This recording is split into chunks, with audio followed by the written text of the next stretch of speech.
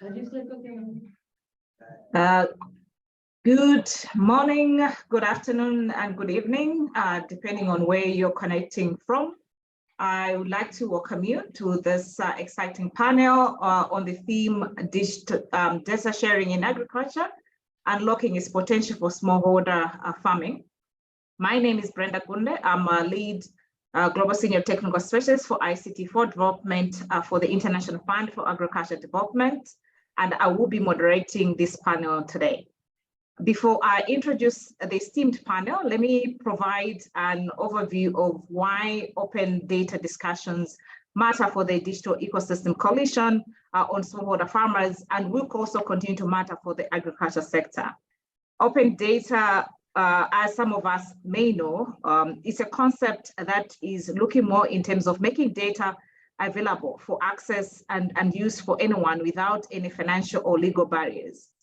Such open data platforms actually can have several benefits for the agricultural sector and other value chain actors. For example, supporting technology providers to train on crop health models, leveraging open data platforms for soil health, as well as supporting access to information for farmers, whether it's information or even market access or even access to inputs. Given this recognition of why open data is important, governments across emerging economies are exploring how they can actually develop open data platforms. However, as we might know, that open data can also have challenges that require collaborating action, especially around the key stakeholders in agriculture, for us to understand some of the nitty details on privacy, on standardization, on ensuring that the infrastructure and farm data is actually kept updated and is actually accurate. Therefore, this panel discussion is actually important because it will explore synergies between the private sector and the public sector on developing open data platforms and why this is important for food systems. Our panel will help us build understanding on why open data platforms for smallholder farmers are important, the challenges that they have faced in developing open data platforms, as well as how can public and private sector collaborate to develop open data platforms. I urge you to post your questions in the chat or on Wova platform, and our coordinators will help us to collect those for the Q&A. With that said, let me introduce our panel today. We have inspiring panels who have inspiring work on their realm. First, I'd like to introduce Dr. Benjamin Adam. He's advisor on agriculture and fisheries trade and policy at the Commonwealth Secretariat based in London.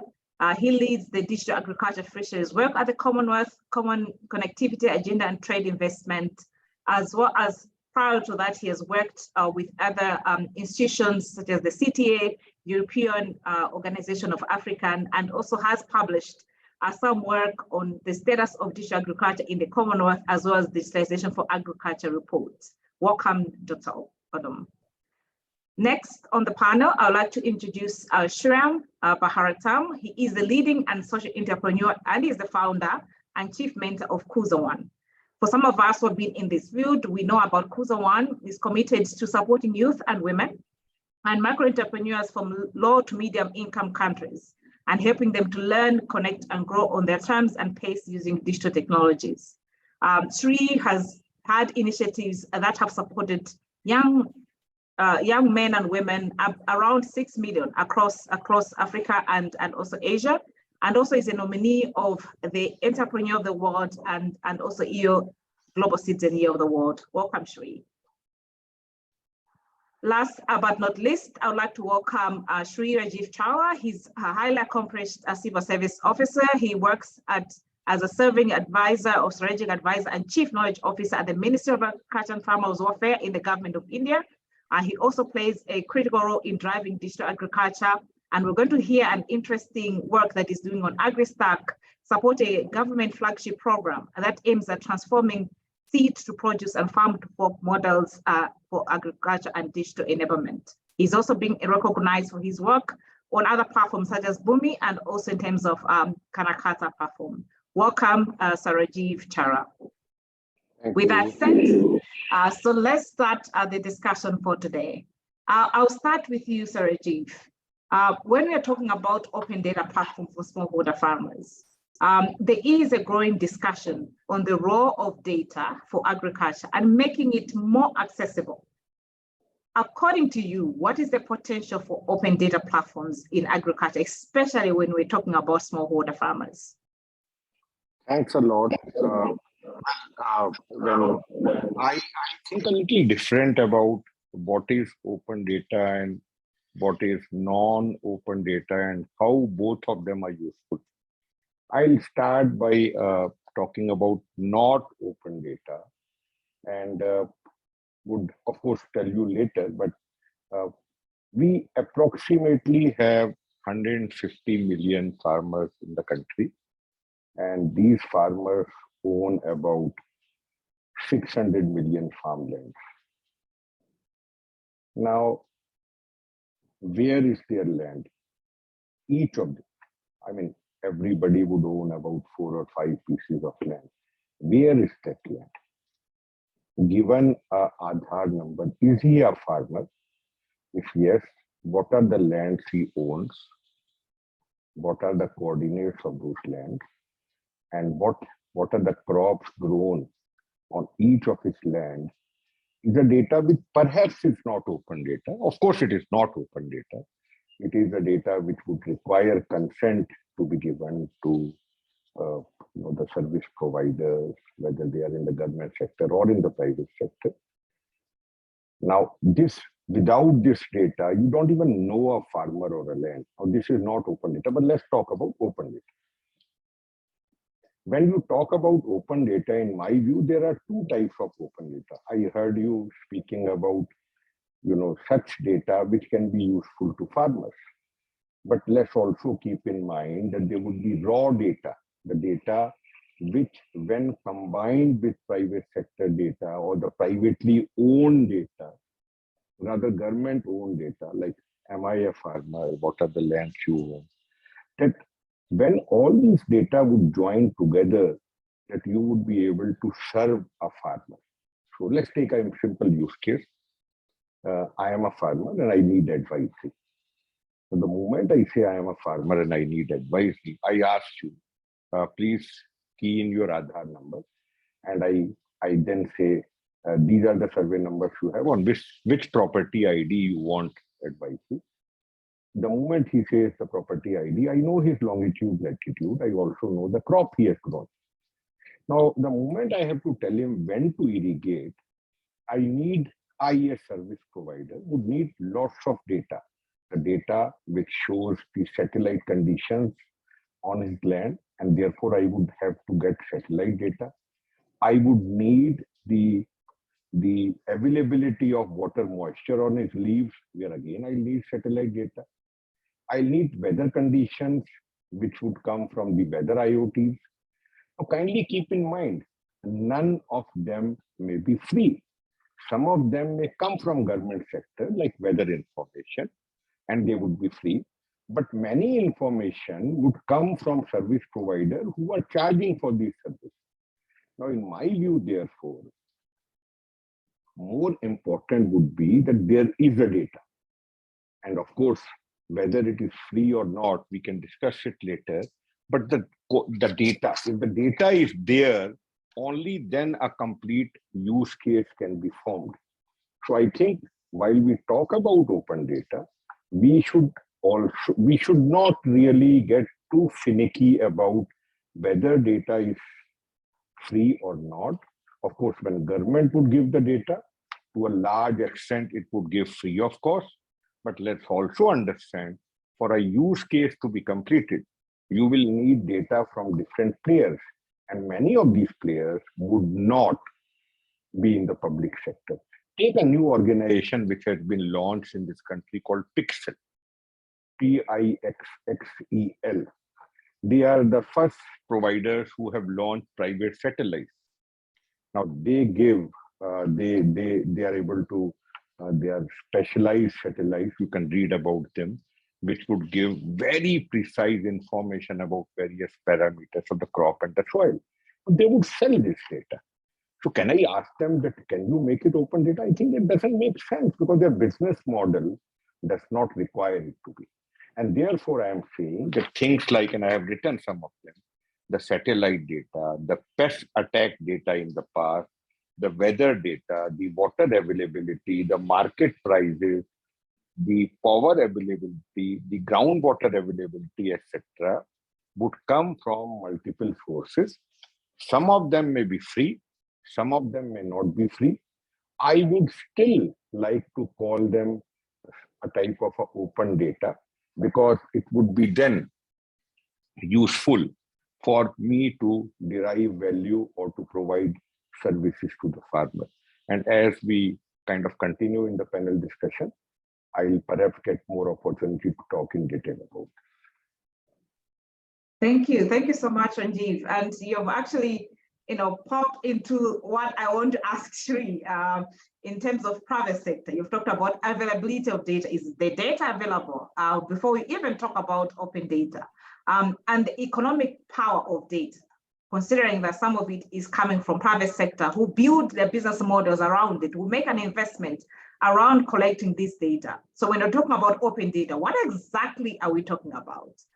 So coming to you, Sri, you are in the private sector and well vested to answer the questions that Ranjiv has just posed. As a private sector entity, who you're working closely with farmers, you have invested in developing solutions around data systems that are supporting smallholder farmers.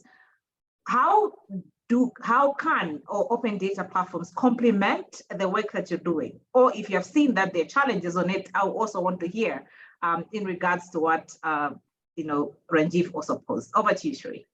Yeah, thank you. Thank you so much, Brenda. Just like Rajiv ji has shared, there are three interesting insights that are popping up here. One, if you look from the public sector lens, extension, reaching the last mile farmers, providing information advisory services is one angle from where public sector is looking at. Now, when you look at private sector, fundamentally, they are looking at, do I know the customer? So KYC. Honestly, having worked across multiple countries, both in Africa and in India and Bangladesh, we have learned that nobody seems to be knowing the farmer. Speaking about Kenya, an average Kenyan farmer is 63-year-old. And KYC, the telecoms, nor the banks, nor the local governments know. Yes, they have pockets of information about her, but nobody seems to be having the full picture. And why is this important from private sector point of view? Most of the times, Brenda, as you would see, just around the season, the prices of the inputs go high because the input companies, even the large multinationals, are challenged with the fact that they are never able to estimate the demand. Because there is no way we are crowding in the demand from the grassroots level of the farmers. So many farmers, this is what they're going to do in the next season, without which they are only going by assumptions and presumptions as to how much they need to stock. And just around the season, when everybody wants to go buy, then the prices are going up. So the need of the hour, the way we look at it as the open data platform is a source, a credible source and authenticated information, which is available for different actors, call it private sector, call it public sector, or even the development sector. Like, for example, you'll see this on the continent quite a bit, that there are 3 different development partners who are working on the same set of farmers in the same geography and doing the same thing, the right hand not knowing the left hand. Now, what if we have a scenario where the information is kind of available? I'm not talking about the satellite data. I'm talking about the programmatic data on the ground. If only there's a concerted effort in which you're able to do that. We all have a common highway. And of course, like Rajiv ji was talking about, anybody and everybody is willing to pay a toll fee to use the highway to reach the destination. Now, if we start looking at an open data platform as a classic highway, where investment needs to go as a one-off, whether it is public, private, or a combination, once you have the highway, you can actually move data back and forth. And this could be availed by any actor who is flying on the highway. And I love calling this as a parallel because fundamentally, if we are doing it for toll gates, it can also be done for data. This is getting more interesting and interesting. I think when we are coming from the availability, Ranjiv asking us, is it available? And I like what you're saying, Shri. Are we willing to pay for it? Or are we willing to have a commonality understanding of this highway of data, and that in terms of how we use it. And it also in terms of a concentrated effort towards collaborating on how we actually maneuver this data for the common good. With that, this is something that the Commonwealth has been working on, something similar. I don't want to preempt. I know Dr. Odom is going to talk about this, which they're calling the digital public infrastructure. And they've developed this framework around supporting the policy frameworks on developing agricultural strategies as well. Now, with what Sri is mentioning about, that we can create a concentrated effort, this data highway, or whatever we want to call it, how does the digital public infrastructure relate to open data? Considering the elements that you have developed and what needs to go in. I know you're advocating that we need to come in as government to support this. How are the two things related in a way? And also, what is the potential of having such kind of digital public infrastructure? Over to you, Dr. Adam. Thank you, Brenda. Yeah, very interesting. As I listened to Rajiv and Sriram, from the issue of whether free, open, I would also like to add public, public, open, free data. And then I also pick, the KYC, knowing the farmer.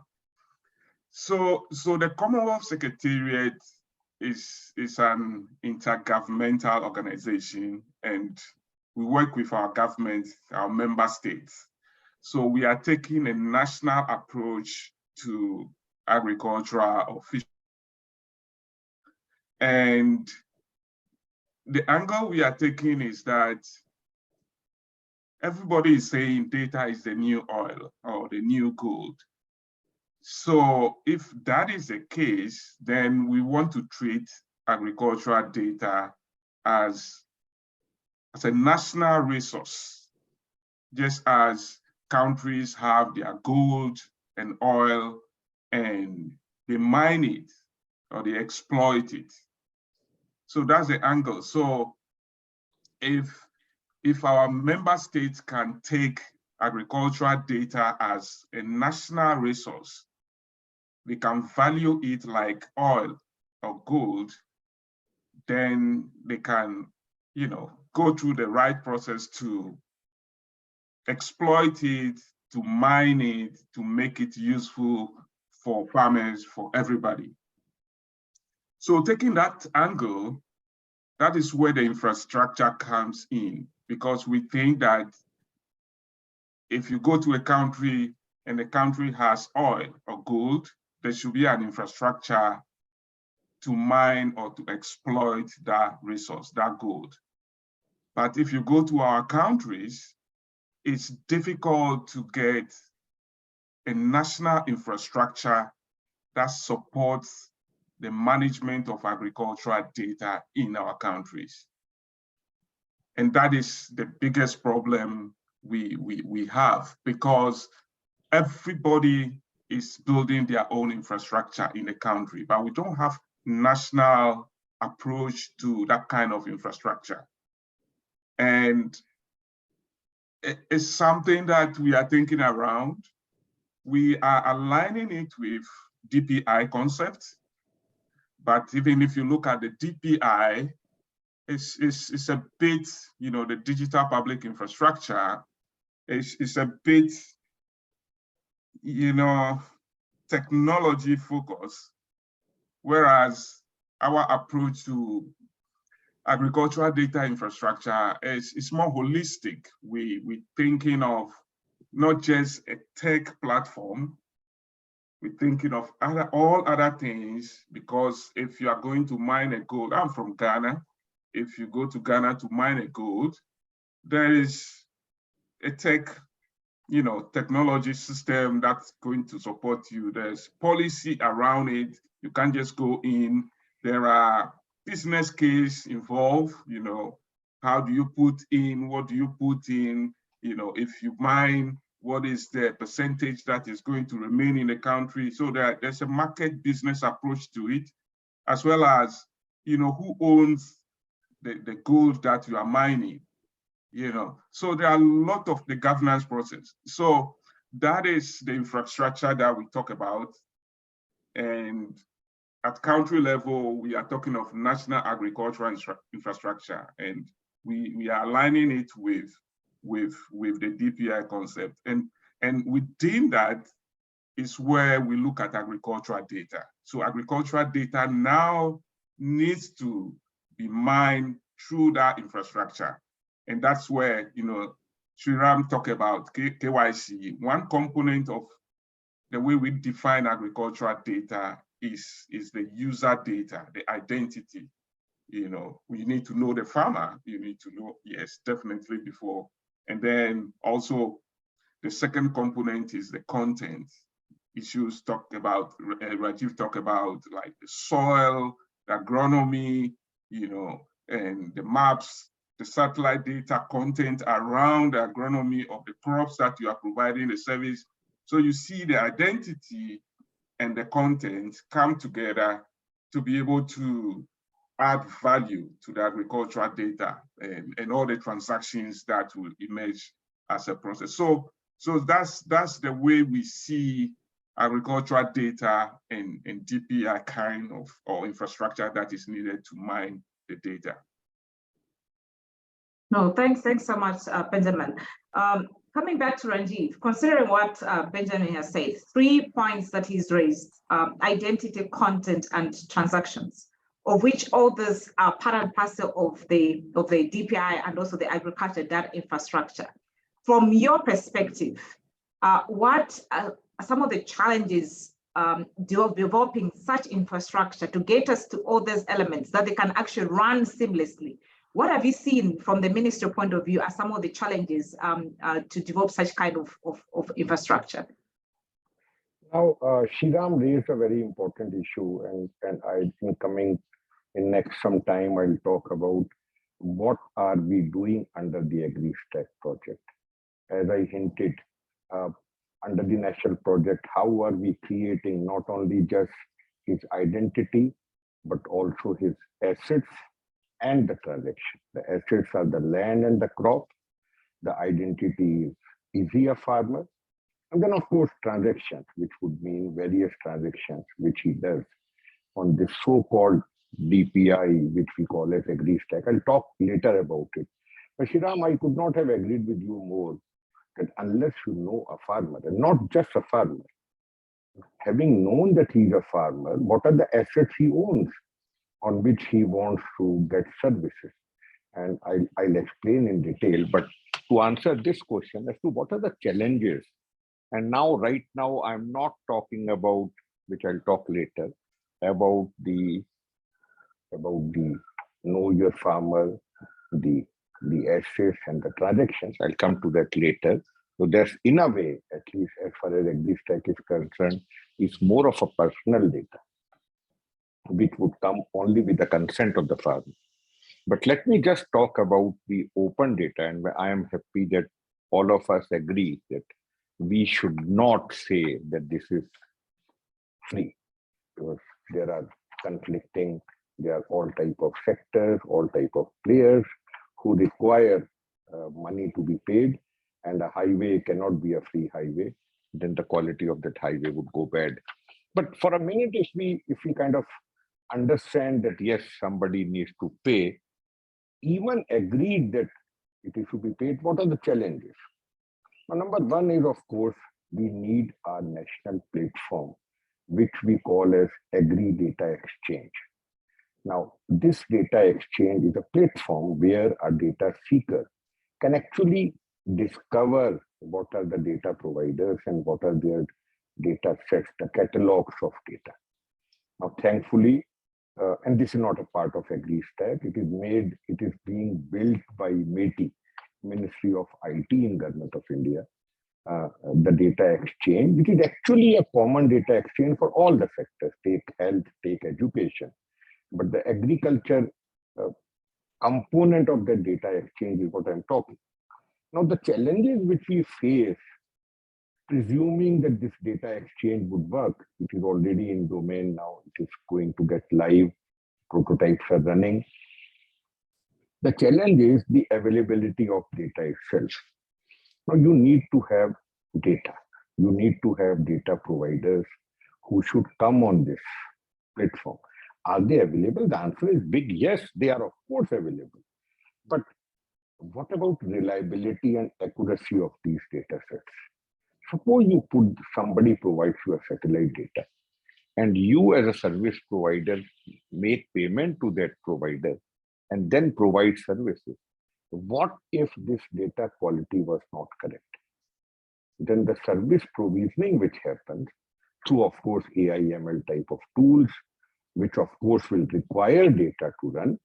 If this data is wrong, then you cannot blame him, the doctor of the plant, to give a wrong advice because the MRI itself was wrong.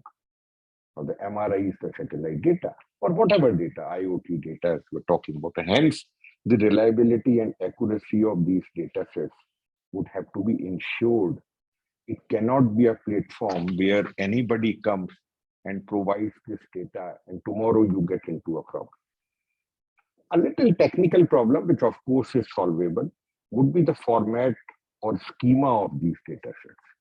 While they would publish the format or schema, the fact remains that if you have heterogeneity in format, the consumer, the data seeker, who is finally a service provider, would find it difficult to digest data from multiple sources. And therefore, as part of AgriStack, we are propagating data schemas where some standardization can take place. Is it easy? Of course, it is not easy.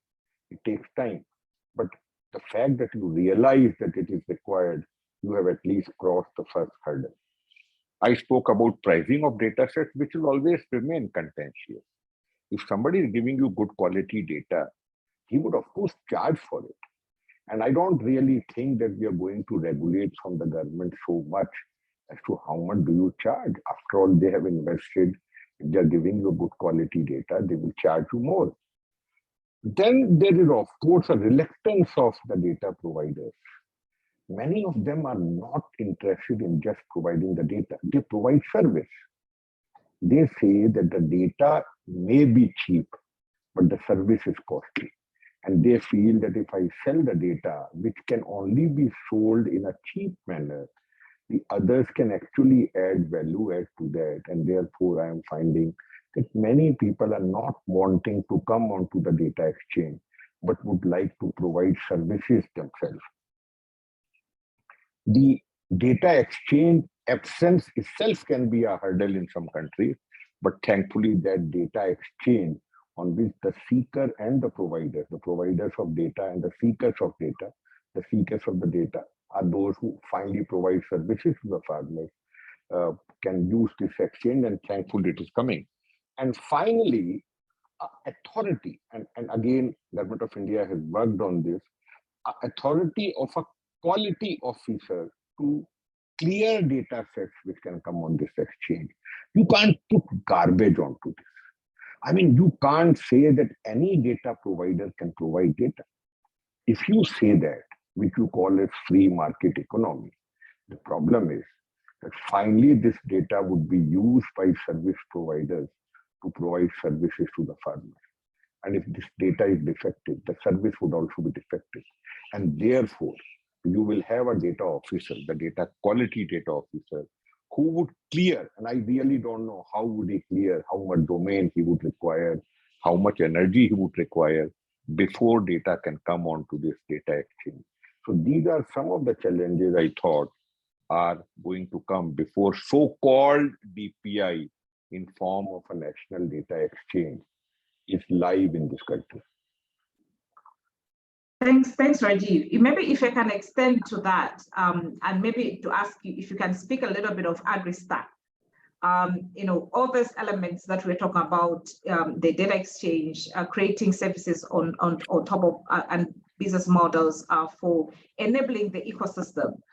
What has been your insights when you're practically deploying AgriStack, and what are some of the caveats that you had to look at and some of the barriers that you had to remove to ensure that AgriStack actually flourishes?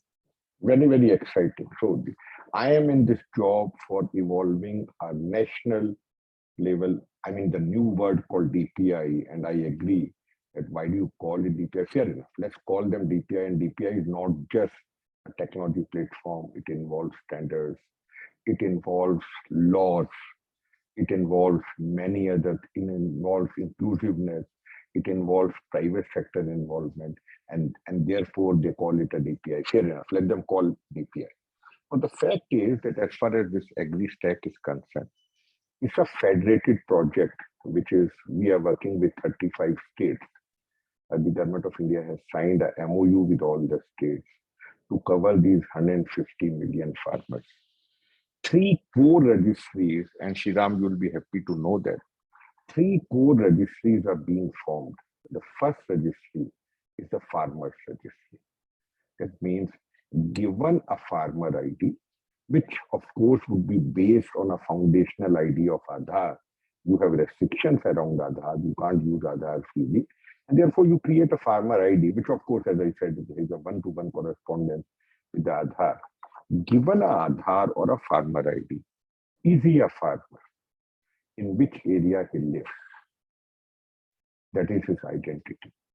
And the moment you give his ID, the system would know the land details. So the second is the land registry. We have a wonderful computerized land record system in this country, going back to 2000, when I got a chance to create the land records database called Bhumi in Karnataka, one of the states. Now it's of course there in all the 35 states. Given all the land details are dynamically captured in the system. So every time there's a change, there's a sale or purchase, the land records database gets updated dynamically.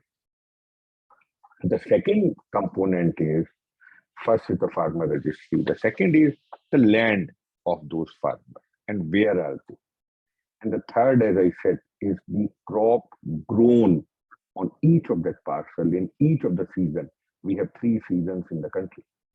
So we deploy about 600,000 crop surveyors who are local youth from the village, who go along with a GIS-enabled, GPS-enabled mobile device, in which the data about who is a farmer on which parcel of land and where is that parcel of land is already kept.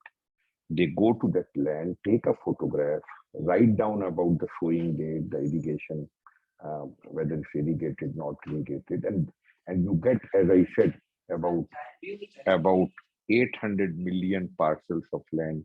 You come to know what is a crop going. So these 3 registries, namely the farmer, the land, and the crop, are the 3 dynamic registries which are being built, which will be dynamic. As I said, every time a farmer would sell his land or purchase his land, he may become a farmer or get out.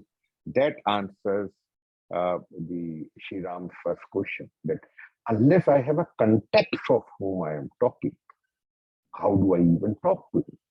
So these 3 registries are being built. 3-4 states are advanced, and we think that in next 8 to 10 months, I can promise you that you will have these 150 million farmers data. Now, what are the services you would provide under the agri-stack? We would provide 4 services, and we would not provide. It would be provided by the private sector on a charge basis. We are only a data provider. Needless to say, any of this data would come only with the consent of a farmer. Unless the farmer gives the consent, there's no question of telling whether he's a farmer, what are the lands he has, what are the crops he has grown. No, there's no question of sharing that data. In fact, farmer would initiate a request. What are the type of use cases which would be there where he would initiate a request? He would say, I want a loan. Now, when he wants a loan, he will have to tell which land he wants a loan. Now, obviously, he would disclose onto the service provider software application as to what is the land he wants. And then the moment he discloses his land by ticking from the database of this registry, the coordinates would come. So, and then of course, the loan providers would give the loan by looking at the land through other data sets. So for example, if a loan provider has to give data loan, he has to also know from satellite how does this land look like. And at that time, the open data platform would actually give the satellite data, the past information about what this farmer has done. The other open data platforms will tell, yes, I gave loan, he repaid it. All that history could come from various sources through this data exchange. Now, once this is ready, this second service would be, I want advisory. When should I irrigate? Again, the same question would come. Where is your land? What is the irrigation conditions? How dry or wet the leaves are? The third and fourth would be, I want to buy input and I want to sell my output. On this, the AgriStack would work with this platform called ONDC, Open Network for Digital Commerce. You must have heard about it.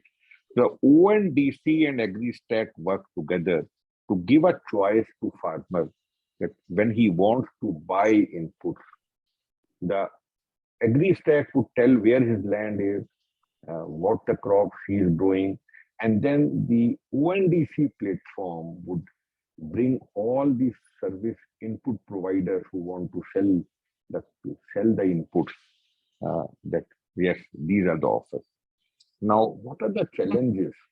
This is a federal system. Different states are working together. Their legacy data are of different types.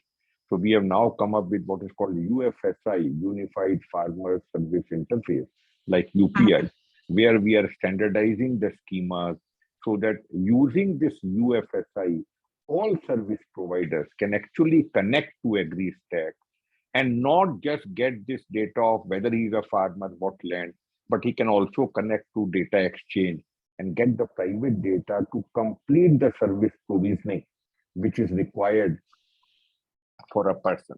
Now, issue of consent would become very, very important. You can't share farmers' data without a consent.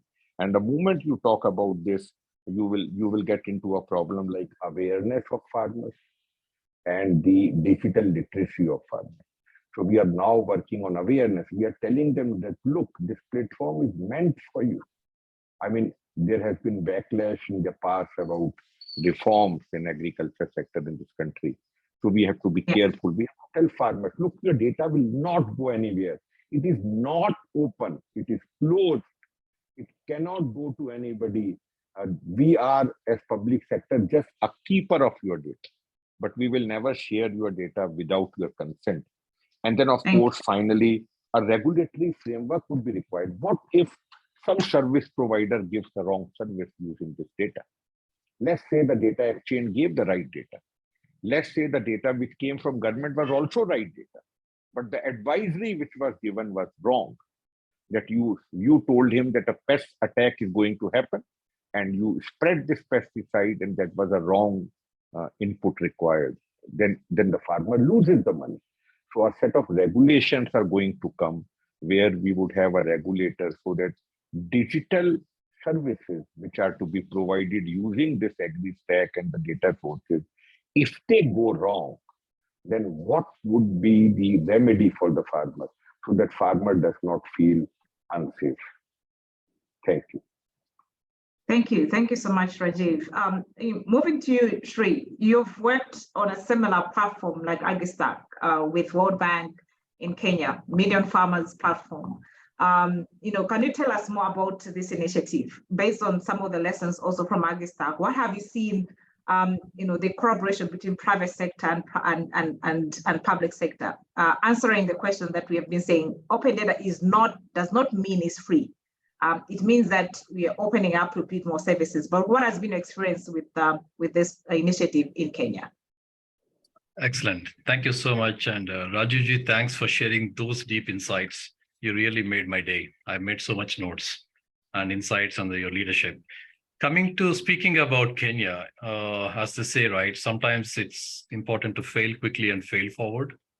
Kenya being a smaller country comparatively, but the advantage was World Bank took up this leadership and created something called 1 Million Farmer Platform, leveraging two of their major investments. One is called a NARIG, and the second is a Climate Smart Agriculture Program. Between those two programs, with presence in 45 out of the 47 counties, already there were 1.2 million farmers. So that was the starting point. And what the bank managed to do, working closely with a national agency called KALRO, Kenya Agriculture Livestock Research Organization, they came out with this big data platform where this data of these farmers. Let's start by saying when this initiative started off, there was records of the farmers.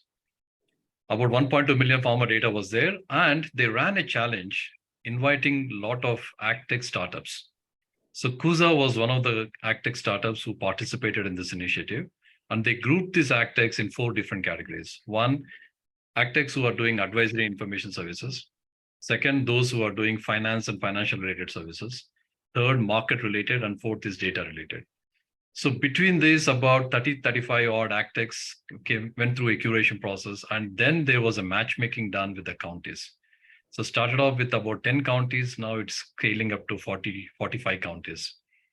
So what's happening? The key learnings were the data that we got, we thought we had, was not fully correct. Rajuji just acknowledging the fact that one-time static data is a good starting point, but it's not everything, right? So the first responsibility given to the private sector partners who are working in those counties were, here is a starting point, guys, start working with it, and then enrich the data, loop it back with us. So the national data registry is now getting updated. So we started circling back and also sending the interaction data. That is, yes, this many farmers, we've done advisory, these many farmers were given loans. All the transaction data now started going back into the big data platform. And number 3, by the way, in Kenya, we already have a Data Protection Act. Now, it's again, it's still early days. We are all trying to figure out whose data is being protected, who is a controller, who is a processor. But it's a good shakeout time because we're all figuring it out. And as I said, it's being a smaller country, at least the policy, there is a very close alignment between the public, philanthropy sector, private sector, and a common platform, which is the now 4P model. Is a kind of an ecosystem platform that's kind of created, with the public sector playing the role of a custodian of infrastructure, owner or the custodian of the data. Of course, the owner of the data is still the farmer, playing the role of a custodian, and then ensuring that the governance and the regulation pieces are coming in. And the private sector's role is to start with, you're not starting at 0 level. There are more than 100 plus commercial agtech solution startups on the continent. Within Kenya alone, there are more than 50 plus. So all the agtechs, they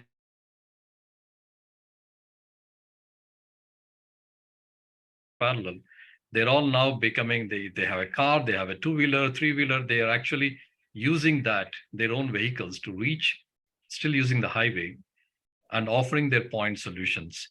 And that's where the loop is closing in a way that, private sector is now excited because they can start with a good base of 100, 200,000 farmers to validate.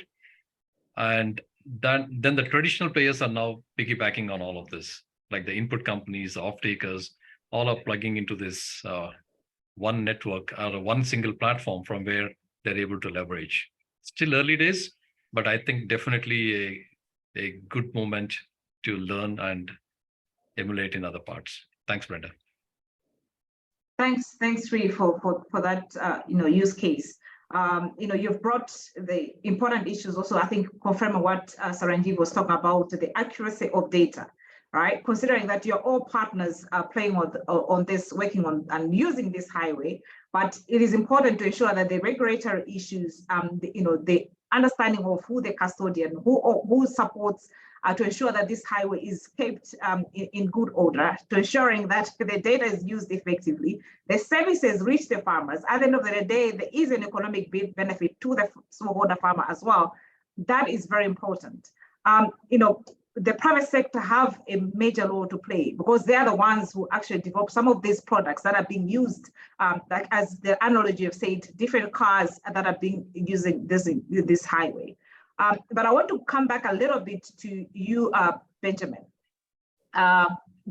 Public sector, apart from the custodian being the regulator, what is also the important role that they need to play, apart from as you're looking at the infrastructure, as you're looking at all these elements? How have you seen them being effective? And if not, how do we ensure that they are effective to enable all the services to work in tandem? Yes, now to add to what has been said already. So in 2018, 2019, we produced this report on the digitalization of African agriculture. And in Kenya alone, just as Sriram was saying, at that time we had about 80 to 90 platforms, startups, operating in Kenya alone, providing all kinds of services. And that time Nigeria was emerging. So by now Nigeria with, a bigger country size, you can imagine the number of platforms that are operating. And these are, most of them are private sector service providers. They have latest technology, they have ideas, innovations that can benefit the smallholder agriculture, that can benefit even the policymakers who are looking for data to make decisions, that can benefit investors who need data on the situation in the country to be able to make decisions. So all these are operating in the countries. But the challenge is that, I don't want to use this term, but I'll use, we think there's a lack of national public leadership in most countries in this area, So our public sector leaders are a bit behind the innovators. And because of that, we are not seeing the full benefit of digital agriculture, the data, the innovation services. If the public sector were to come in, take lead, and not only create, the regulations and policies, but a bigger enabling environment for these private sector players, then we can see the results of these innovations on the smallholder farmers. So we see the need for that kind of partnership between the private sector and the public. But the public, the role is to put that enabling environment in place for the private sector to operate. So for the infrastructure approach that we are talking about, the idea is that if you go to Kenya, for example, you will see about 60 or 70 of these businesses that have agricultural data in their various databases, right? They have it, they have profile farmers. So one farmer may be profiled into 5 databases in Kenya because the farmer is interested in extension, interested in market, is interested in finance. And some of these platforms are not, they don't have bundle services that provide all these services. So the farmer has to register in all these 3 or 4 platforms. And the farmers know that the private sector guys don't share data, right? They don't talk to each other. So I will go and register with you as Benjamin Adom. Then I'll go and register with another as Ben Adom. Then I'll go and register with another Kwasi Adom. Different names, create, and that is what Riam said. So one platform cannot have that full KYC about the farmer. We can't, because the farmer has other services with other platforms. So the digital public infrastructure or the national data infrastructure idea is to see how all these platforms can contribute a kind of standardized data into this national aggregation system so that you don't depend on KYC from only one platform to know that this is how this farmer is. Maybe the farmer has done something else with another platform, but you don't have that identity. So you undervalue the farmer, right? But if you're able to pull all those 3 platforms that the farmer has registered in together, you see the value of the farmer more than from one platform. So that's the idea for the national agricultural data infrastructure. And that brings the public sector, the government, taking the lead to coordinate this and then enable the private sector now to build the services upon that infrastructure. The services are there already. There are a lot of services And the challenge is they are not able to scale because of this, scattered duplication systems. But if there are those national infrastructure, you see that they can scale because they have strong basis for their business model. The data is the key for the business model. And most of them don't have the resources to build this kind of data system. So that's what we need. We need that public-private partnership for this to happen in our countries. Thank you, Ben. There's a question on the chat from the audience, which I want to ask. I think mostly to you, Benjamin. We're talking about open data, but the question is also about open networks. I know you also look a little bit on connectivity when you're looking at the public infrastructure. What are some of the elements? The question is asking, what are some of the key areas that government can focus on to enable open data platforms utilizing more open networks, if we might put it, maybe infrastructure or connectivity? Open networks. I'm not sure what the person means by open networks. But let's try to answer it from a connectivity point of view, right? Yeah. If you can refine maybe the question, I hope we do not dilute what the audience was asking. But if we take it from a connectivity point of view, or infrastructure point of view, if we are to pick point 1, 2, 3 things that will be game changers that government need to focus on, what would those be?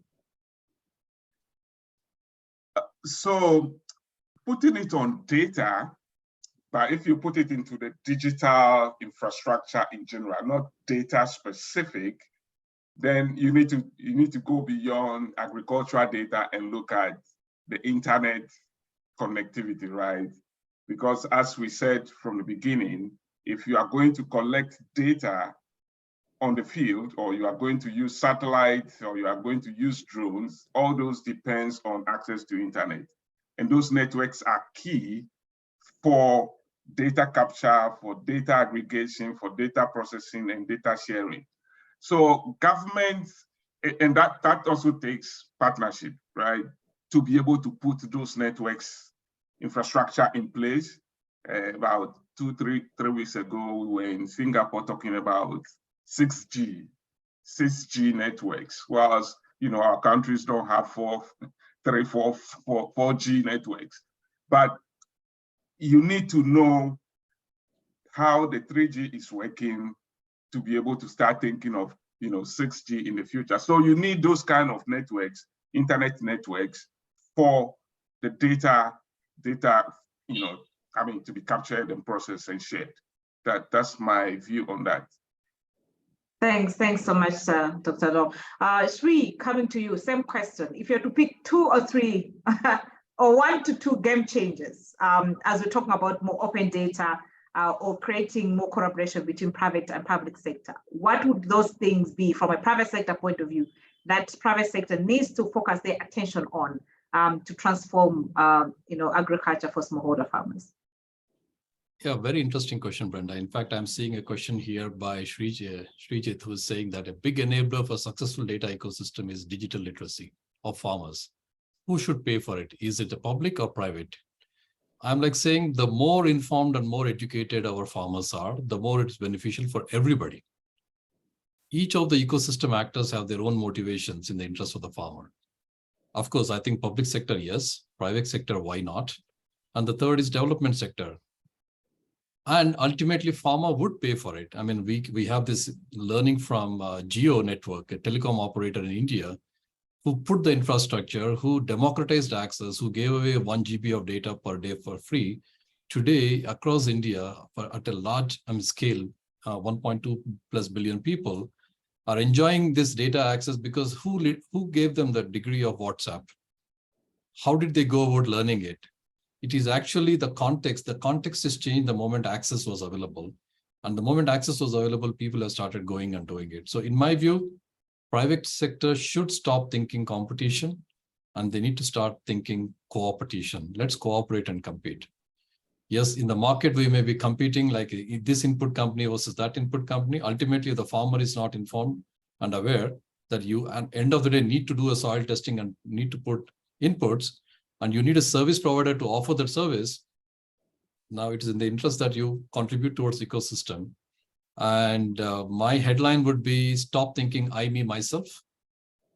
Collaboration is the key. And collaboration between the private sector actors, government and philanthropy sector towards one common vision that we are in the business because of a customer who is a farmer. It is in our interest that we work towards uplifting the farmer. Everybody would benefit, including planet.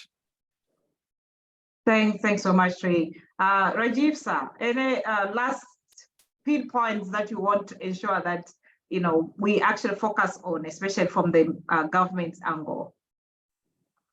So while we create this DPI called AgriStack, which of course would enable the private sector to finally deliver services, and one of the components of DPI would be regulation. But that's understandable. But I think more important, as Shriram was also saying, were two things.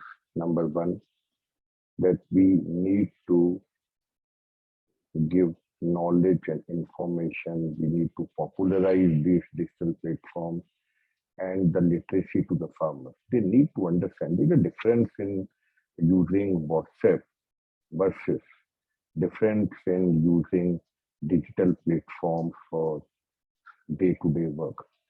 And I think they should also understand what are the negative impacts of such platforms, what care they need to take. And I think if while people cooperate and work together with the private sector, I think primarily the government sector, apart from building this DPI, should also make the literacy of the farmer a very important component in this DPI and should fund it. In fact, as far as this country is concerned, under the National Skill Mission, we are now taking up the upgradation of providing money under the National Skill Mission for